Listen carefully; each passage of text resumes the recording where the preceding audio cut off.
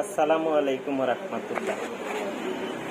প্রিয় নবীন homeopathic doctor, আজকের আলোচ্য বিষয়, রোগী সারাদিন ভালো থাকে, কাজকর্ম করে, বিষয়কর্মে মনোযোগ দেয়, কিন্তু রাত্রি হলে সে অনুশোচনা করতে থাকে। দিনের কাজের অনুশোচনা, তার বছরের কৃতকর্মের অনুশোচনা, তার সারা জীবনের কৃতকর্মের অনুশোচনা রাত্রি হলে শুরু হয়।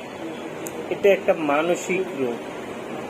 মানসিক এই লক্ষণে আমরা হোমিওপ্যাথিক ঔষধ কি প্রয়োগ করি দেখাই, চলো। প্রিয় ডাক্তার, কেন্ট রেপার্টরি 6 এডিশনে 71 পৃষ্ঠায় দেখো, মাইন্ড অধ্যায়ের মেইন রুব্রিকটা হলো রিমোর্স, অনুশোচনা। সাব রুব্রিক হলো নাইট, রাত্রিকালে।